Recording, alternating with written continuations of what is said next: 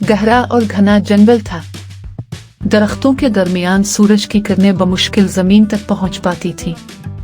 परिंदों की चहचहाहट और हवा के सरसराहट के अलावा हर तरफ खामोशी थी। इसी जंगल में एक मासूम सी लड़की ज़ैनब रास्ता भटक चुकी थी। वो अपने गांव के करीब जड़ी बूटियां चुनने आई थी, मगर ज्यादा दूर निकल गई और जंगल में खो गई। खौफ और बेबसी ने इसे घेर लिया, मगर वो हिम्मत नहीं हारी। चलते चलते ज़ैनब को एक पुराना बोसीदा दरख्त दिखाई दिया, जिसकी जड़ों में एक अजीबोगरीब चीज दबी हुई थी। इसने करीब जाकर देखा तो एक चमड़े का पुराना नक्शा था। हैरानी और तजस्सुस के साथ इसने नक्शा खोला। ये किसी खजाने का नक्शा मालूम हो रहा था।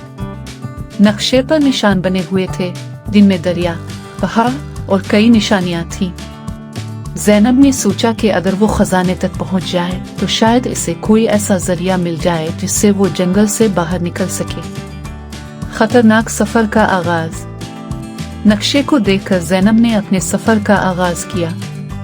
सबसे पहले इसे एक गहरी वादी उबूर करनी थी, जहां दरख्तों की जुड़े हुआ में लटक रही थी।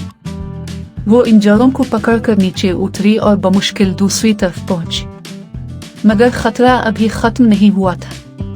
अचानक एक जंगली भेड़िया सामने आ गया।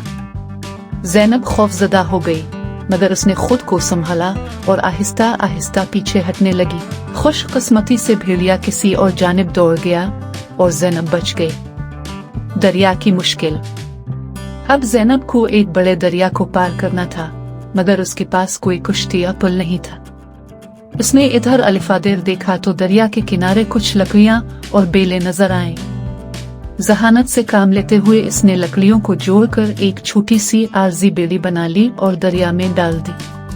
पानी का बहाव तेज था, मगर वो हिम्मत के साथ सवार हुई और हाथों से बैलों को खींचकर पार जाने लगी।